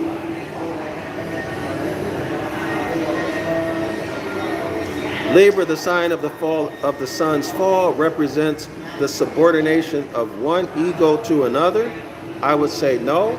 If anything, let me correct it. If anything, and I got to give this some further thought. If anything, if it means that at all, to be consistent with nature, it would mean having a strong masculine energy. In fact, so strong that you are not insecure. You're not insecure or afraid or unwilling to give whatever you need to give in a relationship to achieve balance and harmony. Y'all understand what I'm saying? Okay, you are so strong Your masculine energy is so strong. Okay? You are firmly polarized in honor. And that you're manifesting the life that you want. And if you're not yet manifesting it, you're on track to do it. But the key thing is that you are in honor. And you are demonstrating that you can manifest what you want. At that point, well, of course, you can take a loss. And you won't even see it as a loss. You can give the woman what she wants. You can give your business partner what he or she wants. Why? Because you realize that you live in an abundant universe. You have this vast estate in which you are the creator. Anything you want, you can get. Through the power of your own mind and what? Your hands. Because when you're in honor, Deuteronomy 20:28 says what? The work of your hands will be blessed. Everything you do will succeed. So you demonstrate. And you've demonstrated so much so that you have absolutely no doubt in your mind that you are God. Connotatively speaking, of course. So when I say you are God, what I mean is you have the power to create. You have the power to use natural law to control natural things or to control nature. You understand what I'm saying? You have the ability to create. You have the ability to use consciousness to bring you what you want in life through your mind and through your hands. Okay? So, of course, we can work together. We can work together. I'm more than willing. I'm more than willing to give you equal energy for equal energy. And when needed, I give you more. If you need it for the sake of balance and harmony in our relationship. Okay? So let's make that correction. Let's make that correction. Okay. Let's continue. As Aries represents the consciousness of life, Libra symbolizes, quote unquote, the other, the one with whom our ego has to make the biggest compromise. So the other would be, let's say, your consort, your business partner, etc. Aries represents our self.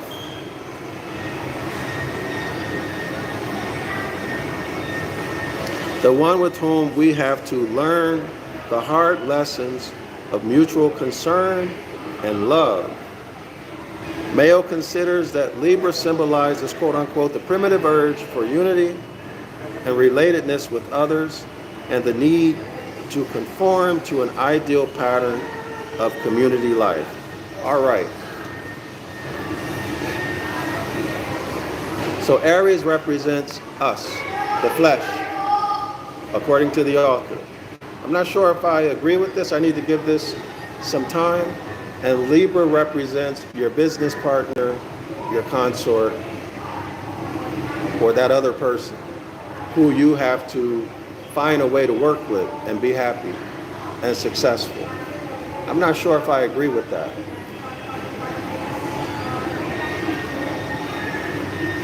See, because I'm not responsible, excuse me, I'm not responsible for another person.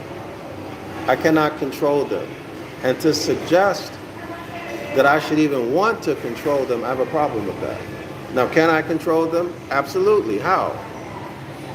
Through the law of mental gender, through powerful masculine mental gender energy, focused on them. I need to think about this one. Let me put a marker on my page. Y'all let me know what y'all thoughts are about this. What are y'all thinking? See, the zodiac should be harmonic with the Hermetic laws. Okay, it should be harmonic.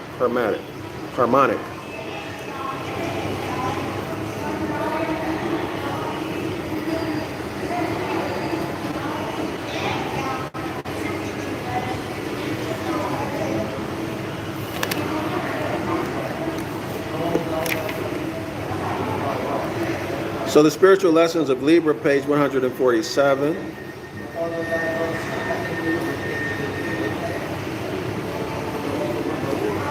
Reads the first paragraph. At the beginning of Mark chapter 10, at the beginning of chapter 10, Mark takes up the Libra themes by describing an altercation between JC and some Pharisees over marriage. So here's another passage on marriage. Okay, so this checks out also. Marriage checks out.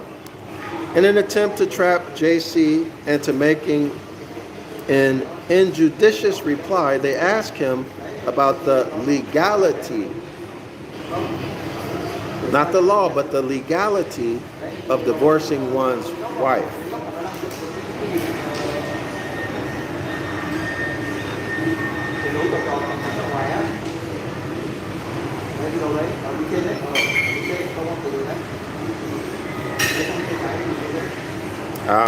Okay, so here's that root word.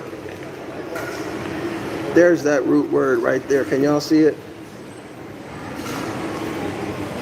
That's the root word that was smudgy. Page 147. Sunzuzen. Sunezeuxen.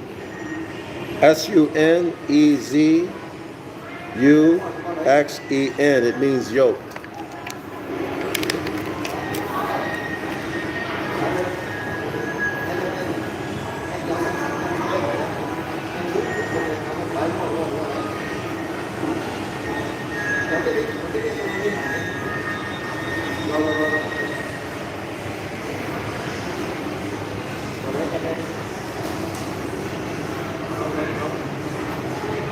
Okay, and so here's also a situation where JC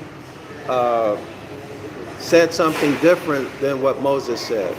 So let's take a look at this. On page 147, this is Mark chapter 10, verse 39. Quote, "What did Moses command you?" JC said.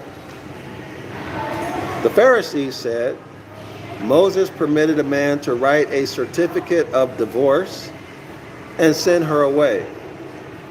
It was because," and then JC now speaks. "It was because your hearts were hard that Moses wrote you this law." JC is calling this a law, y'all. Okay, JC is calling this a law. JC replied, "But at the beginning of creation, capital God made them male and female. For this reason, a man will leave his father and his mother and be united to his wife, and the two will become one flesh.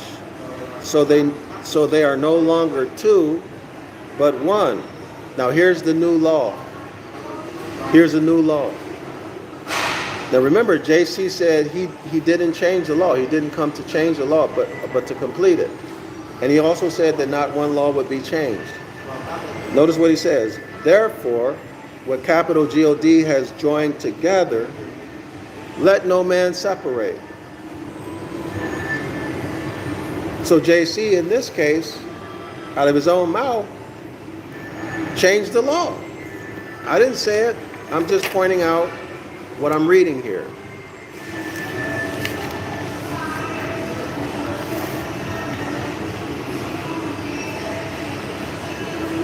All right.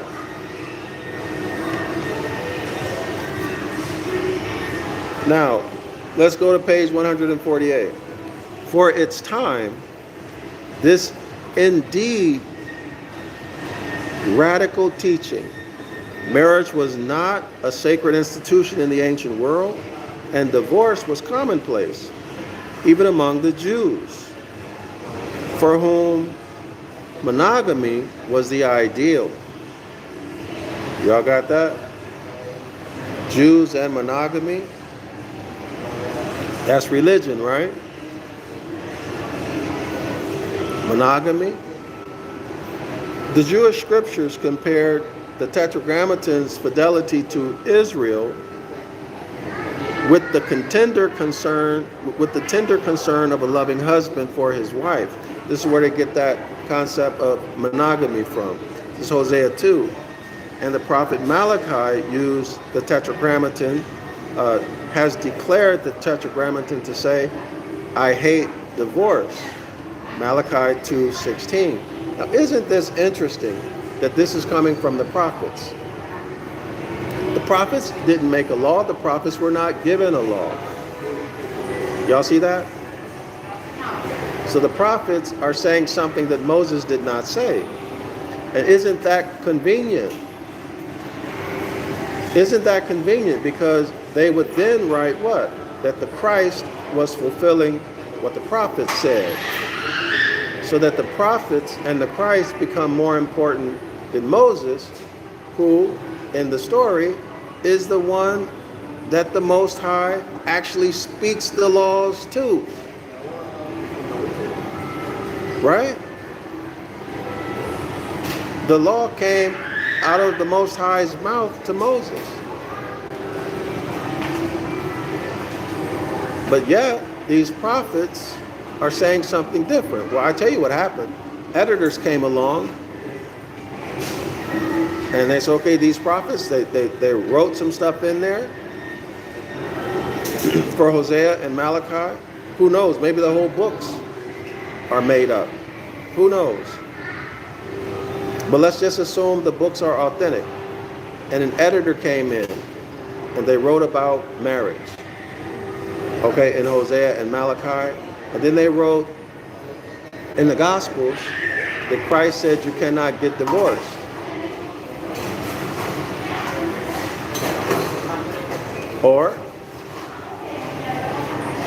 And then in the New Testament, they push the idea or create confusion around whether or not a man can have more than one woman. Well, what's that going to do? The nature of a man is to have more than one woman. I'm sorry, women, but that's just the truth. If it wasn't the truth, men would not always seek out other women. I'm just being honest, right? It's not, in my opinion. I'm a man, and I know men. It's not. But when you look at things practically, when you look at the behavior of men, okay, it's not that they're these bad people. Okay, just as you have an urge to eat, sleep, breathe air, okay, men in their nature want to have more than one woman. But does that mean they're bad? No. Am I saying they should do things secretly, sneak around and cheat? I'm not saying that at all. That's not what I'm saying at all. In fact, let's say a man who has 2 or 3 consorts, I bet you he would not be out here trying to find another woman. He'd be too busy trying to manage that. And it's not about sex. See, these things were accepted in ancient times amongst our ancestors. It wasn't this big deal. This whole romantic thing and all that, that's Roman. But anyway, let me continue.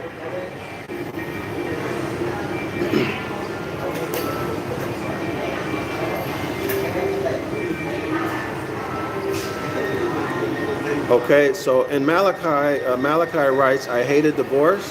That's Malachi 2:6.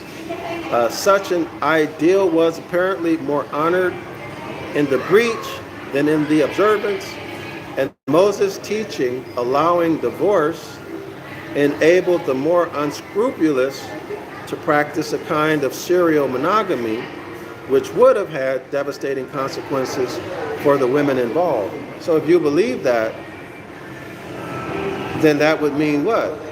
That the law that was spoken to Moses and Moses' understanding of those laws were flawed. Y'all see it? And this is what they're telling you. Flawed. Okay, so if Moses' words and understanding of that law, according to JC, that law were flawed, you religious people, what other laws did he speak that were also flawed? Thou shalt not steal, thou shalt not murder, all of that, honor your mother and your father. Were those flawed? Do you need to overtake those? See, because when you start, when you apply the same reasoning, the same logic to everything Moses said, well, now Christianity falls apart. Y'all see it? Christianity falls apart.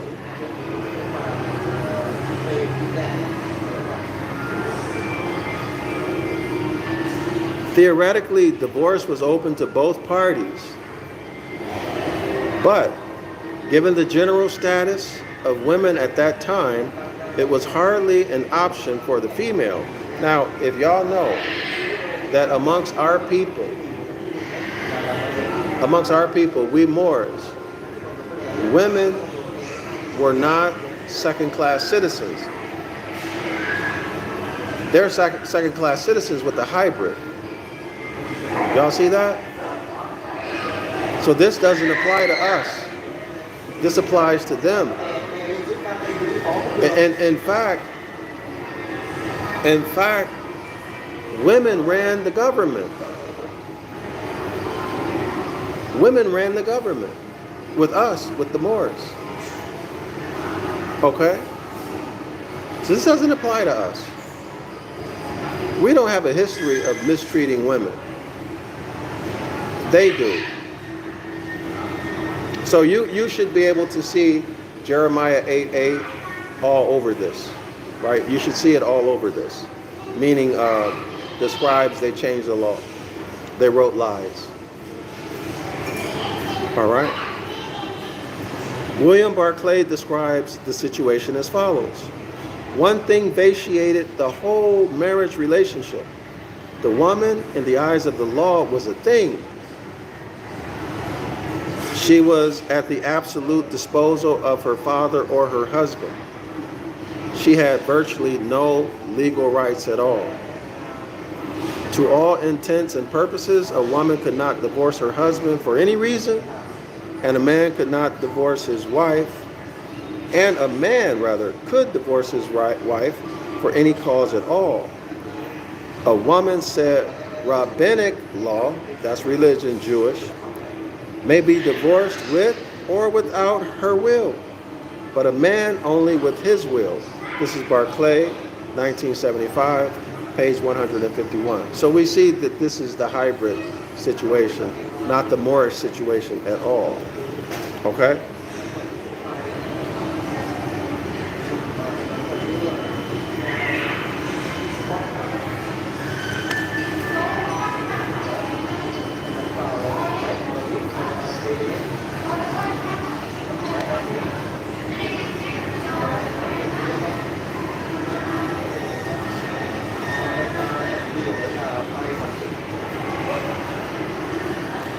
Okay, so if y'all want to check this situation that the Pharisees were quoting about marriage when he was talking to JC, that's at Deuteronomy 24, verse 1. Okay, which states, a man may divorce his wife, quote unquote, if she finds no favor in his eyes, because he hath found some uncleanness in her. Okay?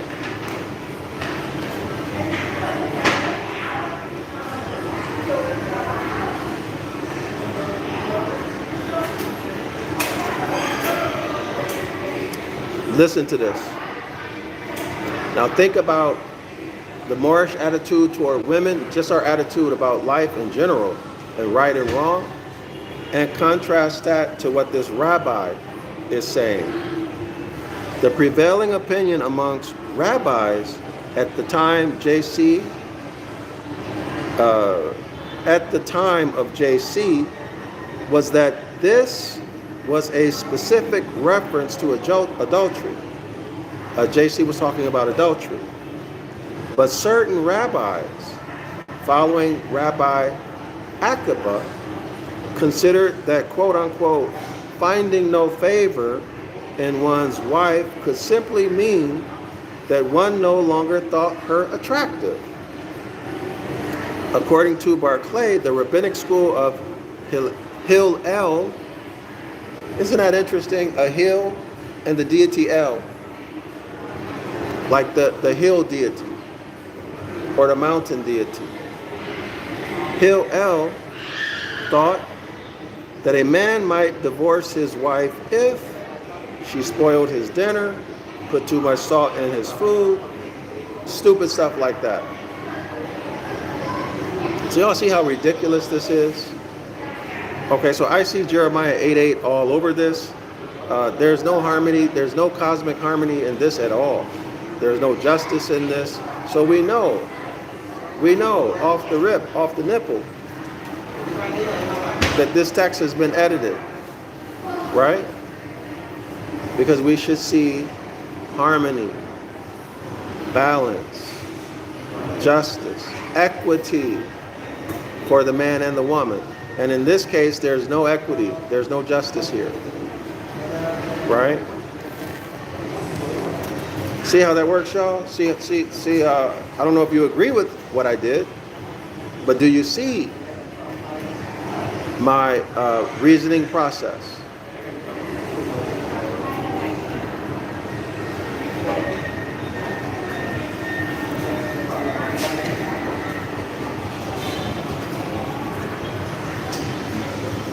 Notice this, y'all. Notice this. Now remember, we're talking about Libra, justice, balance, equity, fairness, equity and fairness. Notice this. Page 149. Whether JC's restatement of the ideal was intended to be a blanket condemnation of all divorce, or at least all remarriage after divorce, that's quoting Mark chapter 10, verse 11 and 12, as the Catholic Church has interpreted it. In other words, you get divorced for anything other than sexual immorality, fornication, adultery, you cannot remarry. You can't remarry. That means you have to go your whole life without being married. You can never have sex again. In other words, it's going to force you into doing what? It's going to force you into committing what they call a gross sin in religion. Okay, so you commit the gross sin, then you wonder, did I commit blasphemy? Okay, now you need to start praying more to this external deity, and now you're all messed up, even worse, right? Because you're praying to this external deity. So you see how their doctrines trap you? Y'all see that? The doctrines trap you. They don't free you, they trap you. Okay, well, you should have never got divorced. Well, let me tell you, in life, one thing that you learn really quickly, some marriages, some people need to get away from each other. Just like some people don't need to have children. Some women, they don't need to have children. They will harm those children, as some men. And there are some men who should never marry. Never. These would be people who are what? Sociopath, malignant narcissists, so on and so forth. They will destroy the person that they are close to, living in close proximity to. They will destroy them. Okay? And that's a fact. As the Catholic Church has interpreted, that means no remarriage after divorce. It was obviously a point of contention within early within the early church, because Matthew's account of this event, Matthew 19, verse 19. So this is that broad net, y'all. This is that broad net. See, usually they're talking about evangelizing as getting new disciples, right? But let me tell you, from my experience with religion, there are a lot of people who want to leave the religion, but they cannot. Either mentally, because they're afraid, right, that if they leave, they'll lose their life forever. Okay, spiritual death forever. Some people believe they'll burn in hell forever. Other people stay because if they leave, they lose their family and friends. They lose their entire family network and social network. They're going to lose it. Okay, so keeping them in that seat 2, 3, 4, however many days per week you go to your religious building, keeping you in those practices, faking the funk, living a double life or whatever, that's also part of evangelizing, right? You got to shepherd the flock. So they're using doctrines to keep people inside even after they join the religion. And it's through fear and intimidation. Marriage and divorce. That's disgusting to me, that they would stoop so low to use that. So these people are ruthless. They don't care about what they do to you. All they care is about how they achieve the goal. Your life, how you feel, your heirs means nothing to them. This is completely genocidal. Okay? Matthew's account of this event at Matthew 19:19 shows JC disapproving of divorce except for adultery, which is porneia in Greek. This seems to be a concession probably made as a result of top-level deliberation about the practicality of a total ban. So here, you'll see it for yourself. So these religious leaders realize that this is absolute terrorism on the psyche. You can't divorce unless that person has sex with somebody else. I mean, come on. How are you going to know that? Well, I can tell you what the people in my religion used to, not my religion, but the religion that I was in, what they used to do. They would tell one of the mates to hire a private investigator, or they would volunteer and they would secretly follow the accused mate, follow them. And if you spend the night at somebody's house, or they have some reason to suspect, right, according to their rules, okay, you spent the night there, you went there and you didn't leave until 8 in the morning or 9 in the morning, okay, so that means you committed adultery. Well, how do they know?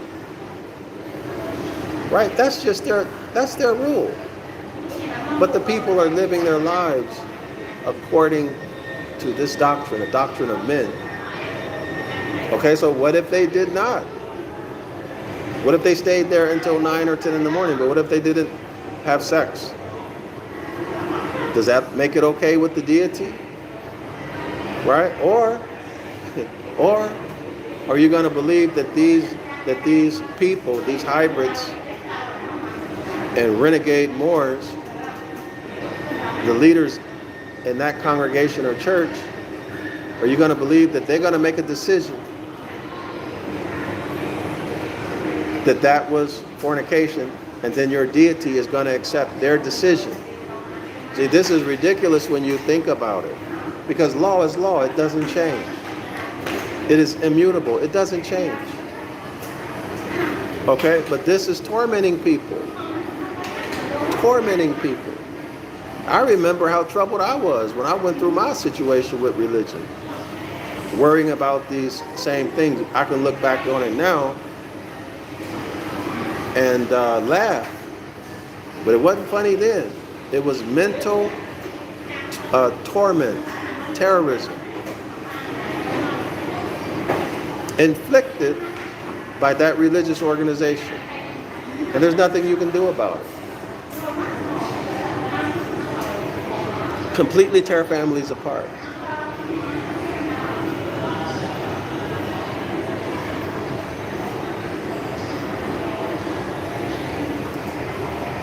Okay, so let me finish up with marriage.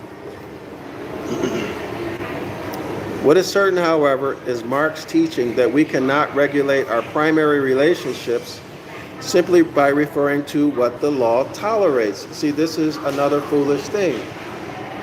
If you can bend the law, it's not a law. Laws cannot be broken. They're immutable. But what you can do, you can, having mastery over the 7 laws, you can nullify the effect of a law. Okay, you can nullify the effect of a law, like the law of rhythm or cause and effect. Okay, that's a technique. It's called nullification of a law. All right, but you do that through mastery of the other laws. All right, and you use the other laws to nullify the law of rhythm, for example, or cause and effect, etc. All right, let's continue. What is certain, however, is Marx's teaching that we cannot regulate our primary relationships, your marriage, your business partner, etc., simply by referring to what the law tolerates. There is a law that transcends the culturally conditioned statute book. No, there is not. There's honor and dishonor. And then there's private contracts. So, for example, if we contract privately and you willingly consent to give up your birthright, well, that's a private contract. Okay? So your contract took you out of natural law, right? That's one of our basic, most fundamental rights, the right to contract. Everybody see that? There is a law that transcends the culturally conditioned statute book, a law that is written into our very being, which demands integrity in our intimate life as a condition of spiritual growth. No, that is not true. Absolutely not true. We have a right to contract, private contracts, and private contracts must be performed. Yeah, you can give up any right through a private contract. All right? And remember, corporations, a government is a corporation. It's a fiction. It is a what? It is a concept of the mind. And according to law, corporations can only interact with corporation and the contracts between them. So in the Constitution for the United States of North America, you have a right to contract. It shall not be taken away. Now do y'all see why they did the 14th Amendment? And the ens legis, the nom de guerre, and hold you a surety for the contract, for the corporation? This is why. Because you can contract your natural rights away.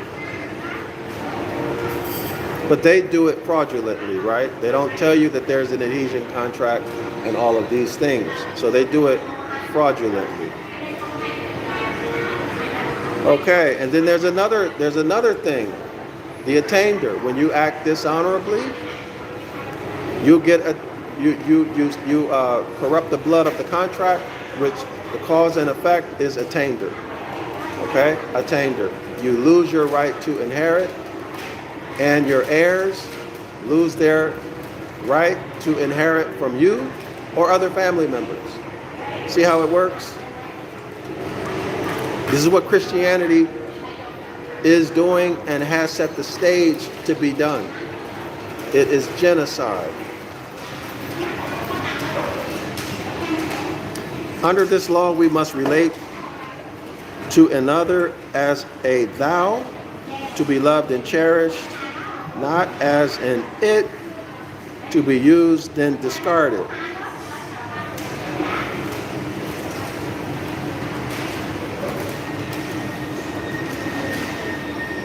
Okay, so the more I'm thinking about this, the more I'm wondering, my thoughts, I guess you know my thoughts, I've already expressed it. I'm wondering how much this has to do with, how much this has to do, hold on y'all. Give me 1 second.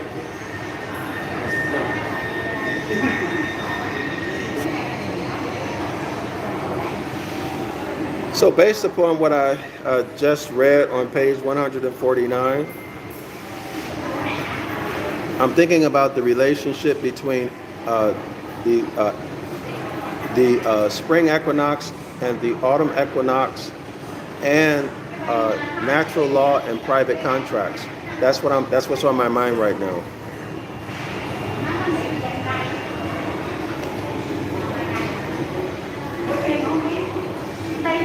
See, law does not change. It is immutable. It is immutable. The 7 Hermetic Principles, or the law of mentalism, you know, the common denominator, that one from which all 7 expresses are expressed, they're immutable. As I said before, the only way you can avoid the effect of one is by using the technique of neutrality that I just talked about. Okay? Now, in terms of relationships, you must act in honor at all times. You must be honorable at all times and at all costs. Otherwise, you corrupt the blood of the covenant. You corrupt your blood. Meaning what? You humiliate your family. You put your whole bloodline in jeopardy. You disgrace your whole bloodline, right? The bloodline is the nation. So now, corruption of the blood of the contract, corruption or the going from good to bad of your family line, the family of the covenant, the family who is in contract with the Most High, so to speak. All right? You are in disgrace and dishonor because of you. Therefore, you can no longer inherit, and your heirs can no longer inherit anything from your family because you corrupted the blood of the contract. So y'all see where I'm going? So now, can you get around that? Well, yeah, you can get somebody who's willing to go into a private contract. Get someone who's willing to go into a private contract with you where they give up their birthright. Right? Because everybody has a right to contract. So if they don't value their birthright and they give it up like Esau, remember that story, Esau in the Bible? He didn't value his birthright. Okay? So now you don't value your birthright, you contract it away, or you give it up by contract. The person who receives it, they're not in dishonor because they didn't steal your birthright. You gave it to them. So they're not in dishonor. You are. And now the Hermetic law of cause and effect will give you correction in the form of pain. denationalization, right? You can, and therefore, once you're denationalized, you're cut off from your bloodline. That's the corruption of the blood. Okay, corruption of the blood of the contract. You're cut off from your bloodline. You're civilly dead, or maybe you'll get physically terminated. And as I said, your heirs can't inherit anything from you or any of your other family members. Islam to all the Moors. I'm Dr. Yusapa from Zion Law School. I'm tired. We're 2 hours and 25 minutes into it, and I need to eat something. So I'm going to go eat. So I hope y'all will support my project to write the book of the law in Ancient Ibaryath and modern English, to put all of the etymology in there, to put the grammar in there, most importantly, to put the natural law back in the book of the law. So the physical phenomena as it expresses itself, the Hermetic laws that are there, and as they expressed or are expressed in the Constitution for the United States of North America and the Treaty of Peace and Friendship between the Al-Moroccan Empire and the United States of North America, 1836, okay? And possibly even the other founding documents, definitely the Declaration of Independence, maybe the Articles of Confederation, but we'll see. You know, we'll see how far I can take it. But y'all support the project, so thanks in advance. Those of you who have already donated to that project, and those of you who are sitting on the fence, go ahead, pull the trigger. Nothing happens until you do something, all right? If y'all like what I'm teaching and how I teach, be sure to buy my books. Don't let this be a struggle for me. Don't go without showing appreciation, all right? So as a matter of fact, I got to repay my annual subscriptions last month, this month, and in July. So if y'all appreciate my work, be sure to support it. All the links are in the description area of the video. Islam to all the Moors and Shalom. I'm Dr. Yusapa from Zion Law School.